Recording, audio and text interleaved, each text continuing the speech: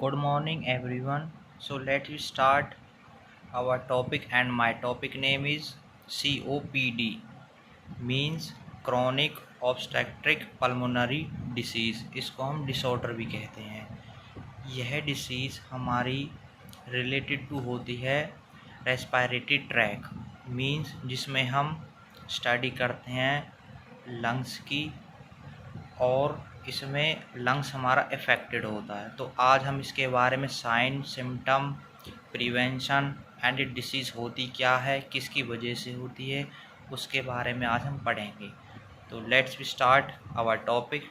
First of all, definition and these are.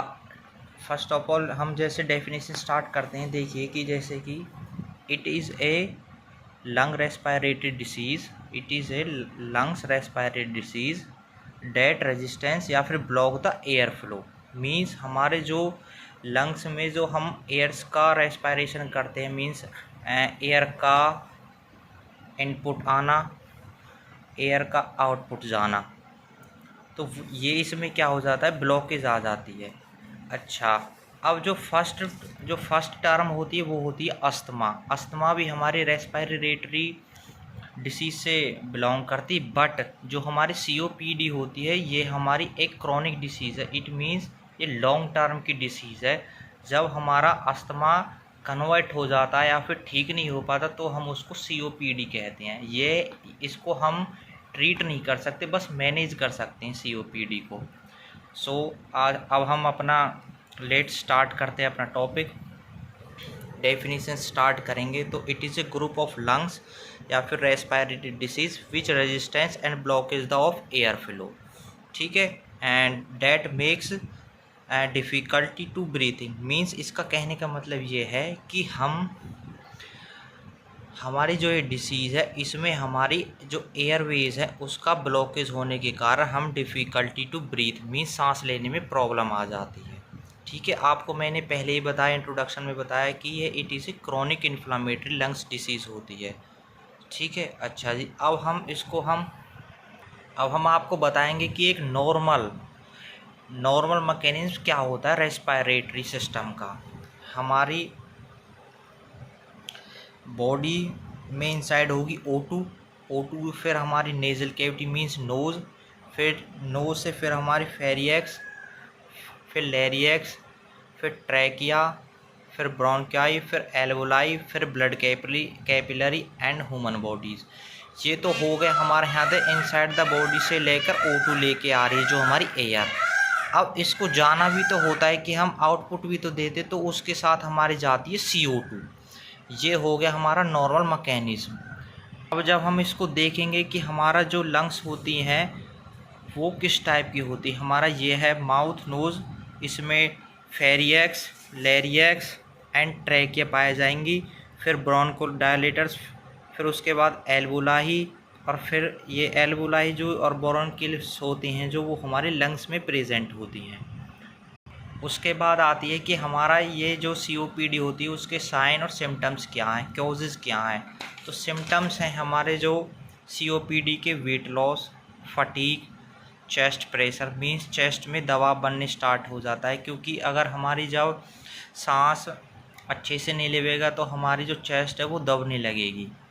Causes किस किस की वजह से हो सकता है, highly used smoking, air pollution and viral infection, and COPD are responsible for other factors disease like such as heart disease, cancer disease and many other disease due to the presence of COPD. So, and there are types of COPD is mainly two types.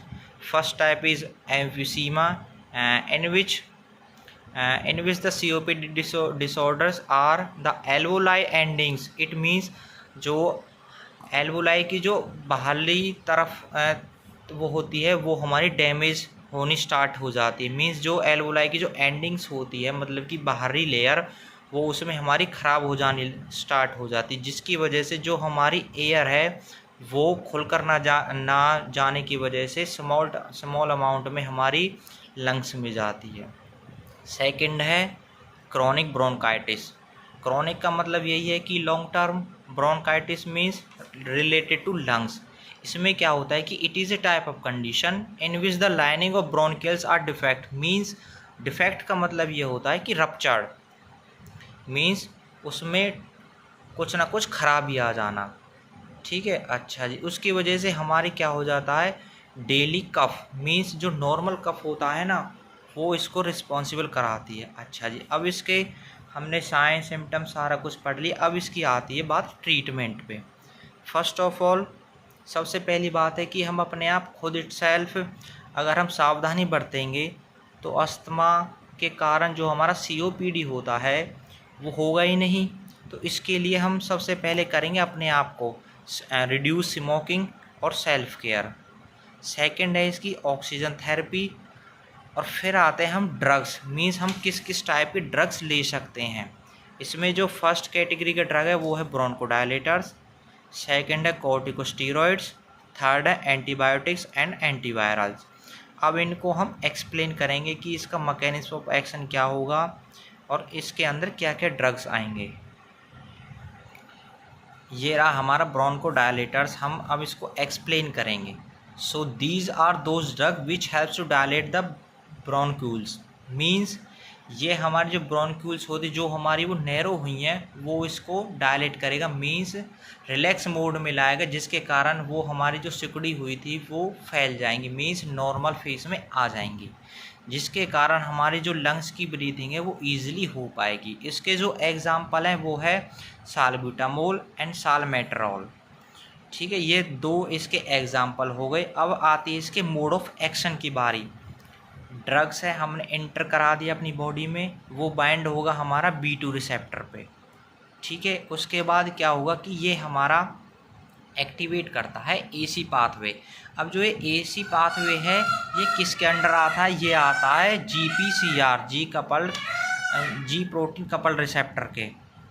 ठीक है, उसके कारण फिर ये हमारी helps कराता है then increase in the CAMP। ठीक है, ये CAMP की जो हमारी कंसंट्रेशन होती है वो इसको कंसंट्रेशन को इंक्रीज़ करा देगा। ठीक है, अच्छा जी। अब जो हमने यहाँ पे जो हमने ड्रग दिया है वो क्या करेगा, हमारी जो decrease the concentration of MLCK means myosin light chain kinase enzyme, जो हमारा ये रिस्पॉन्सिबल होता है हमारी ब्रोंक्यूल्स को कंस्ट्रिक्ट करने के लिए। इसके लिए हम इसको ब्लॉक कर देंगे। जो हमारे ब्रोंकोडायलेटर्स होते हैं वो मेनली जो एक्शन प्रोवाइड कराते हैं वो हमारे कराते हैं MLCK लाइक एंजाइम पर, means myosin light chain kinase enzyme, जिसके कारण वो हमारी जो ब्रोंकियल्स मसल्स होती हैं वो रिलैक्स हो जाती हैं। एंड हमारी सेकेंड टाइप की जो ड्रग्स थी वो थी हमारी कॉर्टिकोस्टेरॉइड्स ड्रग। मीन्स ये क्या है, these are not bronchodilators but act as a anti inflammatory drugs. Means ये हमारे ब्रोंकोडायलेटर्स की तरह तो काम नहीं करेंगी बट ये हमारी एक्ट करती है हमारी एंटी इन्फ्लामेटरी ड्रग्स। मीन्स जो हमारी इन्फ्लामेशन हो रही है हमारी एल्वुलाई पर या फिर हमारे ब्रोंक्यूल्स पर, वो ये दिस टाइप ऑफ ड्रग वो हमारी ट्रीट करने में मदद करती हैं। अब इसमें जो एग्जांपल्स आते हैं वो आते हैं नसेड्स। ठीक है, इसमें भी हम जैसे कि अपना नसेड्स में आपको पता है non steroidal anti inflammatory drugs. ठीक है, इसमें भी कई टाइप की क्लासिफिकेशन होती है बट इसमें हम जो एग्जांपल लेंगे वो उसमें लेंगे हम हाइड्रोकोर्टिसोन और प्रेडनिसोलोन। ठीक है, इसका जो हम मोड ऑफ एक्शन या फिर मैकेनिज्म ऑफ एक्शन कहेंगे तो वो है कि हमारी सेल मेम्ब्रेन है, सेल मेम्ब्रेन हमारी फॉस्फोलिपिड्स की बनी होती है और जो हमारा एंजाइमल जो रिस्पॉन्सिबल कराता है वो है हमारा फॉस्फोलिपिड A2 एंजाइम। ये हमारी अराचिडोनिक एसिड को फॉर्मेशन कराने में मदद करता है, जिसके कारण हमारी कॉक्स और लॉक्स हमारे दो टाइप के एंजाइम बनते हैं। ठीक है, अब जो कॉक्स है वो हमारा प्रोस्टैग्लैंडिन एंड लाइक सच एज के हमारा रिस्पॉन्सिबल कराता है और जो हमारा लॉक्स है वो LTS टाइप का बनाता है। ठीक है, ये हमारे दोनों ही कॉक्स और लॉक्स हमारे इन्फ्लामेशन करने के लिए रिस्पॉन्सिबल है। अब ये इसी को ही हमारा जहाँ से हमारी एराचिडोनिक एसिड बन रही है ये हमारे इसी को ही ब्लॉकेज कर देगा, जिसके कारण हमारी एराचिडोनिक एसिड नहीं बनेगी। एराचिडोनिक एसिड नहीं बनेगी तो हमारा कॉक्स और लॉक्स दोनों एंजाइम्स नहीं बनेंगे, जिसके कारण हमारी जो इन्फ्लामेशन हो रही थी वो हमारी ब्लॉकेज हो जाएगी। एंड हमारी लास्ट वन कैटेगरी है जिसका नाम है एंटीबायोटिक्स या फिर antiviral drugs. These are those drugs when COPD is developed due to any respiratory infections or occurs, then हम एंटीबायोटिक्स या फिर एंटीवायरल टाइप्स के ड्रग्स हम दे सकते हैं, जिसमें एग्जांपल्स हैं हमारे अमोक्सिसिलिन एंड डॉक्सीसाइक्लिन। ये हमारी एक एंटीबायोटिक टाइप के ड्रग्स हैं। सो आज का हमारा जो COPD टॉपिक था वो कंप्लीट हुआ। आपको अगर कोई भी किसी भी टाइप का कोई डाउट हो तो आप हमारा चैनल पर कमेंट कर दीजिए, या फिर ज़्यादा से ज़्यादा लोगों को शेयर कीजिए, लाइक कीजिए, सब्सक्राइब कीजिए। और आपको अगर कोई भी किसी भी टाइप के नोट्स से रिलेटेड कोई भी इंक्वायरी चाहिए तो हमारे पास कांटेक्ट करिए, या फिर हमें व्हाट्सअप कर दीजिए, हम अपना नंबर भी दे देंगे आपको। और हमारे जो टेलीग्राम पर जो चैनल है जिस पे हमारे बी फार्मेसी के नोट्स प्रोवाइड किए जाएंगे उसका नाम है बी फार्मेसी बाय बादल तंवर। इसको आप सर्च कर लीजिए टेलीग्राम पर, जिस पर अभी हमने सेकंड सेम और थर्ड सेम के सारे notes first to fifth unit तक हमने प्रोवाइड करा दिए हैं, और हम जल्दी से जल्दी सारे जितने भी बाकी सेमेस्टर वाइज के जो नोट्स हैं हम उसको प्रोवाइड करा देंगे। सो मेरी आपसे यही अनुरोध है कि ज़्यादा से ज़्यादा लाइक करें, सब्सक्राइब करें और ज़्यादा से ज़्यादा लोगों तक पहुंचाएं, जिससे कि नॉलेज बनी रहे, अनुशासन बना रहे फार्मेसी के अंदर। धन्यवाद।